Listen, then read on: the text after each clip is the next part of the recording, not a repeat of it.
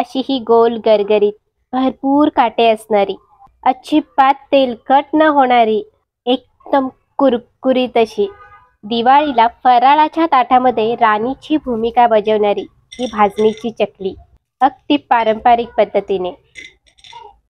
नमस्कार, your recipe बुकमध्ये म्हणजेच तुमच्या हक्काच्या पाककृती पुस्तक ज्याच्यामध्ये मी स्मिता तुमचं सर्वांचं मनापासून खूप स्वागत करते। आजच्या या भागामध्ये आज आपण चकलीची भाजणी कशी करायची आणि ती भाजणी वापरून चकली कशी बनवायची हे पाहणार आहोत।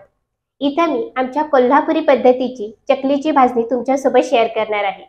या भाजणीमध्ये आम्ही साबुदाणा, पोहे किंवा मुगाची डाळ अजिबात वापरत नाही, तरी सुद्धा ही चकली अशी कुरकुरीत खुसखुशीत तयार होते। याला भरपूर असे काटे येतात आणि सगळ्यात महत्त्वाचं म्हणजे इथे मी अशा काही टिप्स तुमच्यासोबत शेअर केलेल्या आहेत ज्यामुळे चकली अजिबात तेलकट होत नाही।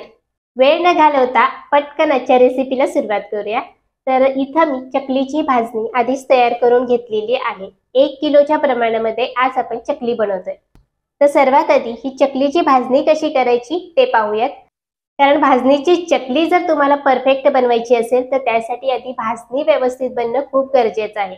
जर तुमची भाजणी चांगली झाली ना तर चकली अजिबात बिघडत नाही, फसत नाही, अगदी परफेक्ट तयार होते। आता चकलीची भाजणी बनवण्यासाठी इथं जे काही मी साहित्य घेतलेलं आहे त्याचं तुम्हाला वजनी आणि कपचं दोन्हीचं प्रमाण सांगणार आहे, ज्यामुळे ज्यांच्या घरी वजन काटा नसेल त्यांनी कपचं प्रमाण घेतलं तरी चालेल। आता घरी मेजरिंग कप नसेल तर एखादी वाटी तुम्ही सिलेक्ट करा आणि त्या वाटीने सर्व साहित्य मोजून घेऊन संपूर्ण प्रोसेस केली तरी चालेल। आता प्रत्येकाच्या घरातली वाटी ही लहान मोठी असते, त्यामुळे तयार होणाऱ्या चकलीचं प्रमाण थोडंफार कमी जास्त असू शकतं। जर मेजरिंग कपचं प्रमाण घेतलं तर तयार होणारी चकली या बरोबर 1 किलोच्या प्रमाणामध्ये तयार होते। तर आता चकलीसाठी काय काय साहित्य घेतले ते एकदा पाहूयात। तर सर्वात आधी वजनी प्रमाण पाहूयात।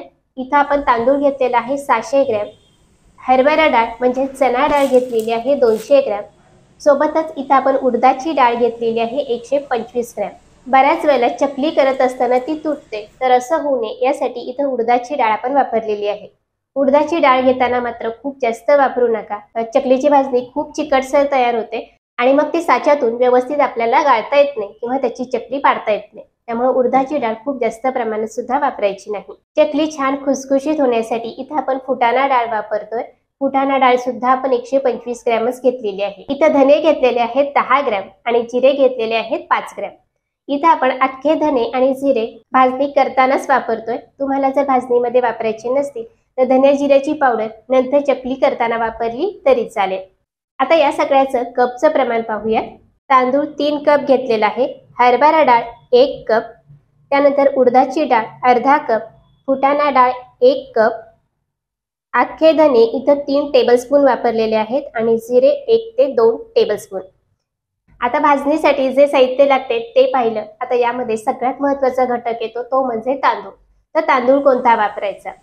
तर तांदूळ वापरत असताना इथं मी रेशनचा तांदूळ वापरलेला आहे। तुम्हाला जर रेशनचा तांदूळ मिळाला तर तो वापरा, अतिशय उत्तम।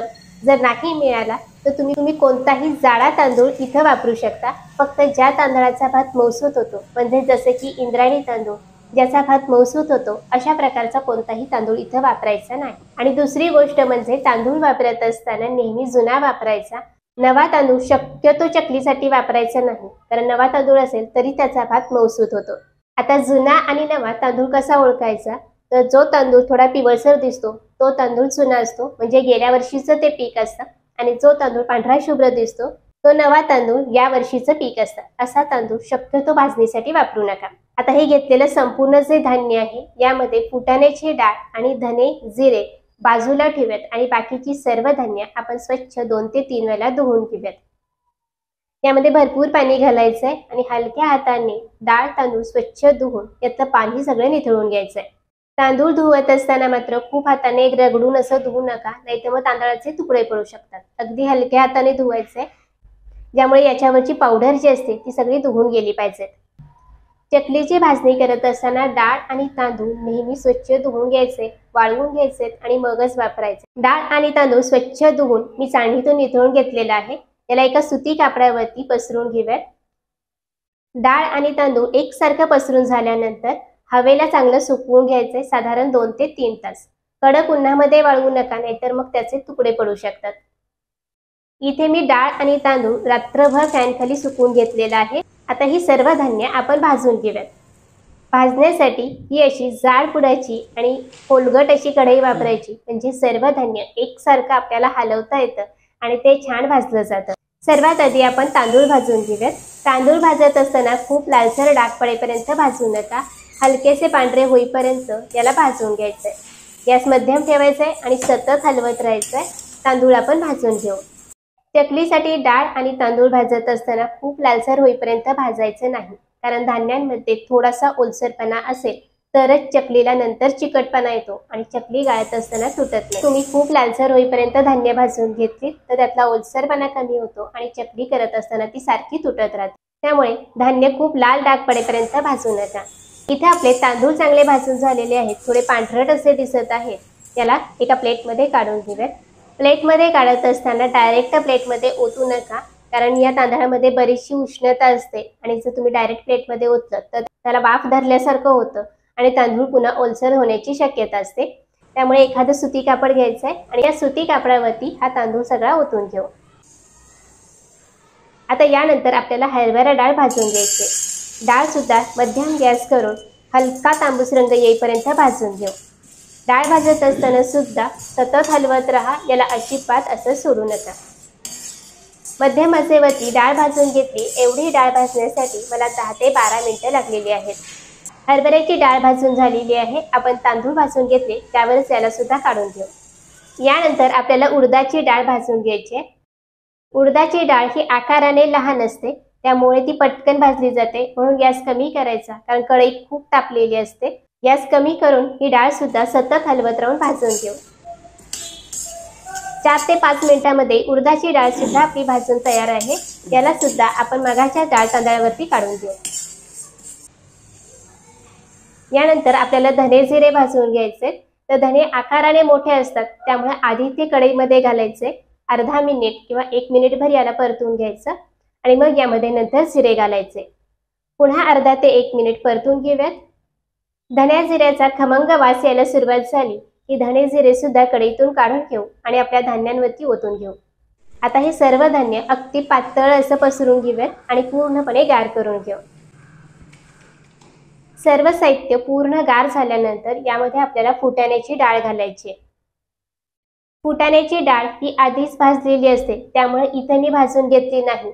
जर तिला कढईमध्ये तुम्ही भाजायला गेलात तर ती वातटल्यासारखी होऊ शकते, त्यामुळे शक्यतो फुटाण्याची डाळ भाजायची नाही। सर्व धान्य पूर्णपणे गार झाल्यानंतरच यामध्ये फुटाण्याची डाळ घालायची, सगळं मिसळून घ्यायचंय आणि याला गिरणीतून दळून आणायचंय।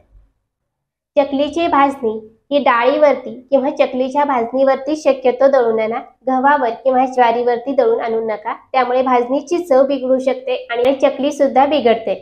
चकलीची भाजणी दळत असताना अगदी बारीक अशी दळून आणायची। इथे आपण चकलीची भाजणी दळून आणली, हे बघा इतकं बारीक असं याला दळून आणलेलं आहे। चकलीची भाजणी गिरणीतून दळून आणली की चाळणीतून चाळून घ्यायची आणि मगच वापरायची। चकलीची भाजणी तयार करून झालेली आहे। आता चकली करायला सुरुवात करूया। तर त्यासाठी काय काय साहित्य घेतले ते पाहू। पांढरे तीळ घेतलेले आहेत 50 ग्रॅम, मिरची पावडर घेतली आहे 40 ग्रॅम। इथं मी आमचा घरगुती कांदा लसूण मसाला वापरलाय। तुम्ही रोजच्या जेवणासाठी जो साठवणीतला मसाला वापरत असाल तो वापरला तरी चालेल। ओवा 5 ग्रॅम, हळद इथं अर्धा चमचा घेतली किंवा अर्धा चमचापेक्षा थोडी कमी वापरली तरी चालेल। हळदीचं प्रमाण जास्त ठेवू नका, हळद जर जास्त झाली तर चकली तळताना ती करपते आणि चकली काळपट दिसते। चवीनुसार मीठ। चकलीच्या पिठामध्ये आपण तेलाचं मोहन घालणार आहे, तर त्यासाठी इथे मी घेतलेलं आहे 70 ग्रॅम तेल। आता या सगळ्याचं आपण कपचं आणि चमच्याचं प्रमाण पाहूयात। पांढरे तीळ घेतलेले आहेत 5 टेबलस्पून, मिरची पावडर 8 टेबलस्पून। इथं चकली आपण तिखट करतोय, त्यामुळे इथं 8 टेबलस्पून इथं मी मिरची पावडर वापरली आहे। तुम्ही तिखट आवडीनुसार कमी जास्त केलं तरी चालेल। ओवा 1 टीस्पून, हळद अर्धा टीस्पून, मीठ चवीनुसार। इथं तेल घेतलेलं आहे पाव कप पेक्षा 2 ते 3 चमचे जास्त आहे आणि ग्रॅम मध्ये 70 ग्रॅम आहे, तर पाव कप पेक्षा थोडंसं हे जास्त तेल आहे। पिठामध्ये घालूयात पांढरे तीळ, ओवा घालत असताना हातावर थोडा क्रश करून घालायचा, म्हणजे याचा स्वाद ते चकलीमध्ये छान उतरतो।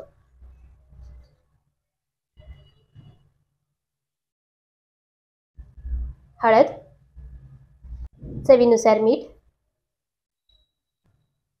यानंतर सगळ्यात शेवटी घालायचे लाल तिखट. तर इथं हे कांदा लसूण मिसळलेले लाल तिखट आहे, त्यामुळे पटकन असंच नका घालू. यामध्ये कांदा लसूणचे अशा गाठी तयार झालेल्या असतात.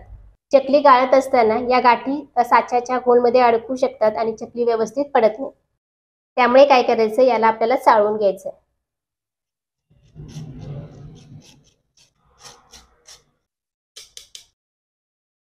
आणखीन एक गोष्ट म्हणजे इथं आपण कांदा लसूण मसाला मिसळलेली चटणी वापरली आहे. याऐवजी तुम्हाला जर विकतची चटणी वापरायची असेल ना, तर तिखटाची वापरा, रंगाची अजिबात वापरू नका.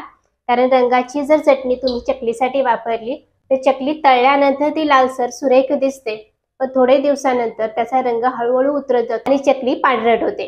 किंवा कधी कधी चकली तळत असताना तो जो तिखटाचा लाल रंग असतो ना, तो तेलामध्ये उतरतो आणि चकली पांढरी होते. त्यामुळे चकलीसाठी किंवा कोणत्याही तळणीच्या पदार्थासाठी रंगाची लाल मिरची पावडर अजिबात वापरायची नाही. तर इथं आपण सर्व मसाले चकलीमध्ये घालून घेतलेले आहेत, याला मिसळून घेऊयात.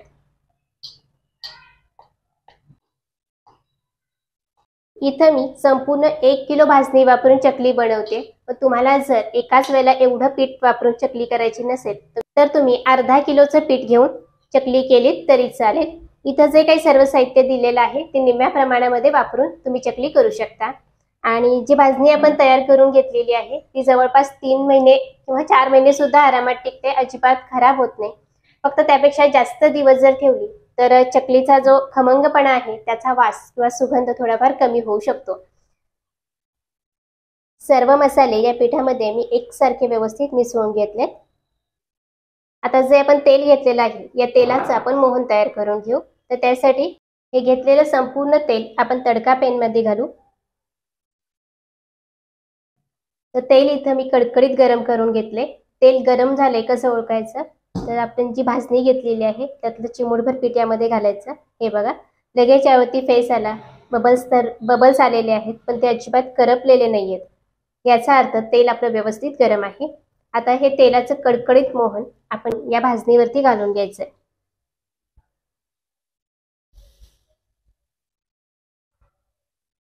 तेल खूप गरम आहे त्यामुळे पटकन हात घालू नका. चमच्याच्या साह्याने याला एकजीव पहिल्यांदा मिसळून घ्यायचंय.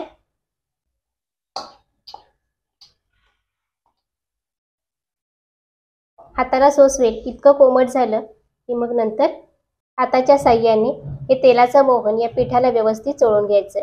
हे पहा, तेलाच्या अशा गाठी तयार झालेल्या असतात, या अशा फोडून घ्यायच्या आहेत आपल्याला. आणि तेलाचं मोहन या संपूर्ण पिठाला एकसारखं चोळून घ्यायचंय. वेळ लागला तरी चालेल, जितकं जास्त वेळ तुम्ही तेलाचं मोहन या पिठाला चोळाल ना, चकली तितकी छान खुसखुशीत होते.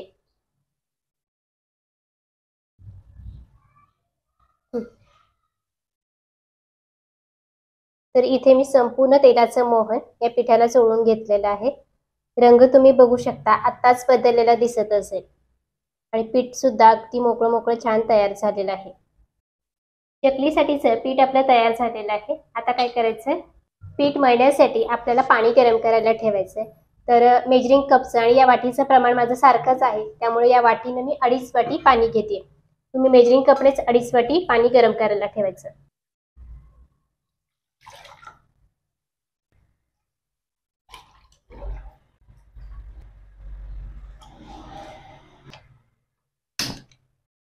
आता हे घेतलेलं पाणी चांगलं कडकडीत असं गरम करून घेऊ.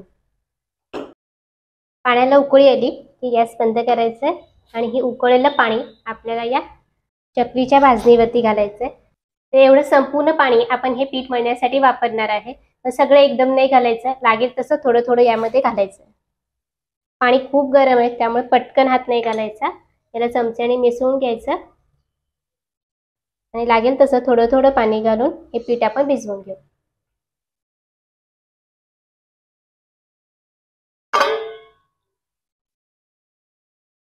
संपूर्ण पाणी मी या पिठामध्ये घालून घेतलेलं आहे.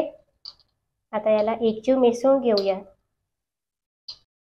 आता संपूर्ण पाणी यामध्ये मिसळून झाल्यानंतर याला एक थोडा वेळ बाजूला ठेवूयात. आता त्याच भांड्यामध्ये पुन्हा 1 कप पाणी आपल्याला हलकं कोमट करून घ्यायचंय. उकळी नाही काढायची, फक्त पाणी कोमट करून घ्यायचंय. हे पीठ आता खूप गरम आहे, यामध्ये अजूनही आपण हात घालू शकत नाही. त्यामुळे काय करायचंय, सगळं पीठ एकाच वेळेला मळून नाही घ्यायचं. याच्यामध्ये आपण गरम पाण्याची उतवणी घातली आहे, त्यामुळे ह्या पिठामध्ये बराचसा चिकटपणा येतो. आता काय करायचं, चकलीच्या साच्यामध्ये जेवढं पीठ आपलं बसेल ना तेवढं पीठ दुसऱ्या एका ताटामध्ये काढून घ्यायचं. तर इथं मी 2 वेळेला चकलीच्या साचा भरेल इतकं पीठ एका ताटामध्ये काढून घेतलंय. आता हे उरलेलं पीठ जे आहे ते आपल्याला झाकून ठेवायचं. मोठं ताट असेल ते झाकून ठेवलं ना तरी चालेल.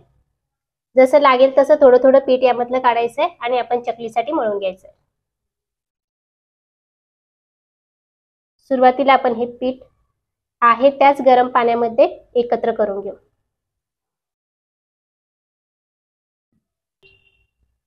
आता 1 वाटी पाणी जे आपण कोमट करून घेतलेलं आहे याच्यामध्ये मी हात घालू शकते इतकं हे कोमट आहे, पण अजिबात हाताला चटका बसत नाहीये.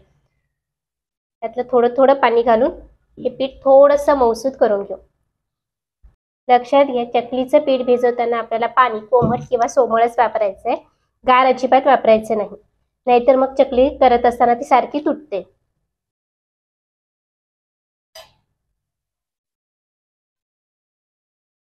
चकलीचं पीठ मळत असताना खूप घट्ट किंवा खूप सैलसर मळायचं नाही. चकलीचं पीठ जर खूप घट्ट मळलं ना तर साच्यातून व्यवस्थित पाडता येत नाही किंवा गाळता येत नाही आणि चकली सारखी तुटत राहते. आणि चकलीचं पीठ जर खूप सैलसर मळलं तर चकली गाळल्यानंतर तिला अजिबात काटे येत नाहीत आणि तळत असताना तेल सुद्धा ती खूप शोषून घेते आणि तेलकट होते. त्यामुळे चकलीचं पीठ मध्यम कन्सिस्टन्सीमध्ये आपल्याला मळून घ्यायचंय. जसं आपण भाकरीला पीठ मळतो ना त्यापेक्षा थोडंसं घट्ट पीठ आपल्याला इथं मळून घ्यायचंय. तर इथे मी चकलीचं पीठ मळून घेतलं. हे पहा, खूप घट्ट नाही किंवा खूप सैलसर नाही असं पीठ भिजवून घेतलेलं आहे. आता या पिठाचे 2 भाग करूयात आणि यातला एक भाग चकलीच्या साच्यामध्ये भरायला घेऊ. तर इथे मी चकलीचा साचा घेतलाय. या चकलीच्या साच्यासोबत ना अशा 3 प्रकारच्या प्लेट मिळतात. या वेगवेगळ्या नंबरच्या आहेत, वेगवेगळ्या आकारामध्ये असतात. तिन्हीपैकी कोणतीही प्लेट वापरून तुम्ही चकली बनवू शकता. ही जी मोठी चकली आहे ती शक्यतो फरसाणामध्ये घालण्यासाठी वापरतात. उरलेल्या 2 प्लेटमध्ये कोणतीही प्लेट वापरून आपण चकली करू शकतो. लहान आकाराचा हा जो स्टार आहे ती प्लेट वापरून आपण इथे चकली करणार आहे. तर आता ही चकलीची प्लेट या साच्याला लावायची कशी. आता या प्लेटवरती याच्या कडेवरून लक्षात येतं की ही सरळ बाजू आहे आणि ही उलटी बाजू आहे. पण जर तुमची प्लेट अगदी सपाट असेल तर काय करायचं, हे जे आपलं स्टार आहे किंवा हे जे होल आहे त्याच्यावरती हात फिरवून बघायचं. असा जी बाजू खरबरीत असेल ती साच्याच्या बाहेरच्या बाजूला करायची आणि जी बाजू प्लेन असेल ती आतल्या बाजूला करायची. या पद्धतीनं ही अशी प्लेट लावून घेऊ. आता पीठ साच्याला जास्त चिकटू नये यासाठी याला थोडंसं तेल लावून घेऊ. प्लेट साच्याला लावून घ्यायचे. साच्याला सुद्धा थोडंसं तेल लावून घेऊ. साच्यामध्ये तयार करून घेतलेलं पीठ भरून घेऊ. पीठ भरत असताना ना अगदी खालून वरपर्यंत एकसारखं भरायचं, याच्यामध्ये कुठेच हवा शिल्लक ठेवायची नाही. चकलीच्या साच्यामध्ये हवा शिल्लक राहिली तर चकली गाळत असताना मध्ये मध्ये तुटते. तर ही गोष्ट सुद्धा नेहमी लक्षात ठेवा. पीठ अगदी खालून वरपर्यंत एकसारखं भरून घ्यायचंय. साचा बंद करून घेऊया. चकलीचं पीठ मळत असतानाच इथे मी कढईमध्ये तेल गरम करण्यासाठी ठेवलं होतं. चकलीचा साचा आपला तयार करून झालेला आहे. तेल मध्यम गरम करून घेतलेलं आहे. पटकन चकली गाळायला सुरुवात करूयात आणि तळून घेऊयात. चकली तळण्यासाठी तेल नेहमी मध्यम गरम करून घ्यायचं, खूप कडकडीत गरम नाही करायचं. जर तेल खूप कडकडीत धूर निघेपर्यंत गरम केलं ना चकली तळत असताना पटकन वरून रंग बदलतो आणि आतून कच्ची राहते. आणि तेल कोमट असताना त्यामध्ये चकली सोडली तर ती पटकन सेट होत नाही आणि तेलामध्ये हसते, म्हणजेच ती विरघळते. त्यामुळे तेल आपल्याला मध्यम गरम करून घ्यायचंय. चकलीचा साचा आपला भरून तयार आहे. पटकन आपण चकली गाळायला घेऊयात.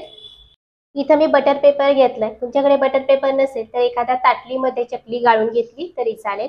तर आता चकली गाळून घेऊयात. चकली गाळायची कशी, तर हे पहा, जरा असं याला या पद्धतीने हाताने प्रेस करत आपल्याला ना थोडंसं पीठ पहिल्यांदा बाहेर काढून घ्यायचं. थोडं पीठ बाहेर आलं की याचा आतमध्ये असं छोटासा गोल करून घ्यायचंय आणि मग नंतर कडेने याला किंवा गोलाकार फिरवत ही चकली आपल्याला गाळून घ्यायची.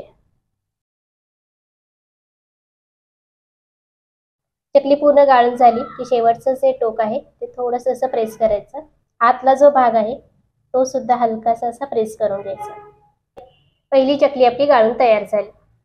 याच पद्धतीने मी तुम्हाला आणखीन एक चकली गाळून दाखवते. हे पहा.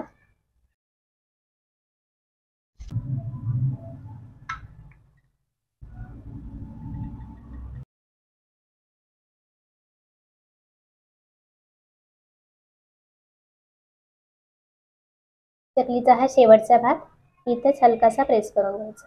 आतला भाग सुद्धा आतमध्ये थोडासा प्रेस करून घ्या.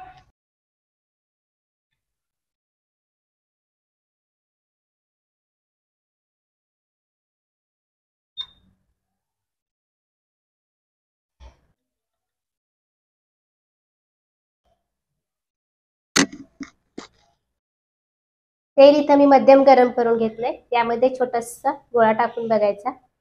याला बरेचसे बबल्स येऊन ते पटकन वरती तरंगून आलं, याचा अर्थ तेल मध्यम गरम आहे. आता चकली तेलात कशी सोडायची, तर पेपर असा हातामध्ये घ्यायचा, चकलीवरती असा हात ठेवायचा आणि ही अशी उचलून घ्यायची. तेलात सोडत असताना कढईच्या कडेने सोडायची. तेलामध्ये एका वेळेला जास्त चकल्या सुद्धा सोडू नका, नाहीतर मग खूप कचडी होते आणि तेल कोमट होतं. चकली तेलात सोडल्यानंतर याला लगेच हलवायचं नाही, थोडा वेळ सेट होऊ द्यायचं. तर अर्धा मिनिटानंतर बघा चकली अशी झाडाला थोडीशी कडक सारवायला लागली, थोडी सेट झाली की मग याला पलटून घ्यायचं.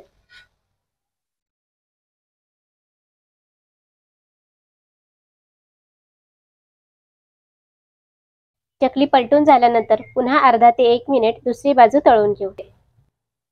फार तर 2 ते 3 वेळा चकली उलट पलट करून तळून घ्यायची.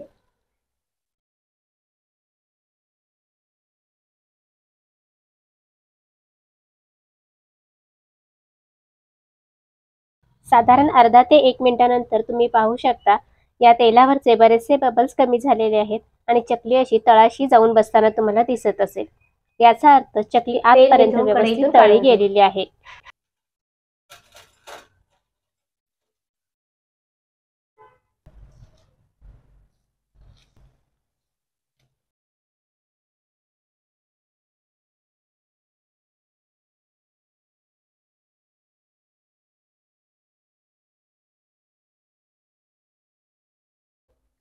तर इथे आपण संपूर्ण चकल्या करून घेतलेल्या आहेत. एवढ्या प्रमाणामध्ये म्हणजेच 1 किलोची आपण भाजणी केली होती, तेवढ्या प्रमाणात तयार झालेल्या चकलीचं वजन 1.5 किलो भरलेलं आहे. तर अशा या 1.5 किलोच्या चकल्या तयार झाल्या आणि नगाने मोजायचं झालं तर या अशा मोठ्या आकारात बरोबर 100 चकल्या तयार होतात. थोड्याशा लहान केल्या तर 125 चकल्या सुद्धा तयार होतील. संपूर्ण चकल्या अगदी व्यवस्थित तयार झाल्या, एकही चकली तेलात विरघळलेली नाहीये. तुम्ही सुद्धा या दिवाळीला मी सांगितलेलं प्रमाण आणि सांगितलेल्या सगळ्या टिप्स वापरून चकल्या नक्की घरी करून पहा. अतिशय उत्तमच तयार होतील, एकही चकली तुमची फसणार नाही. आजचा व्हिडिओ आवडल्यास व्हिडिओला एक लाईक नक्की करा. तुमचा अभिप्राय मला कमेंट्स करून कळवत राहा. पुन्हा भेटूयात अशाच एका सुंदर रेसिपी सोबत. तोवर धन्यवाद.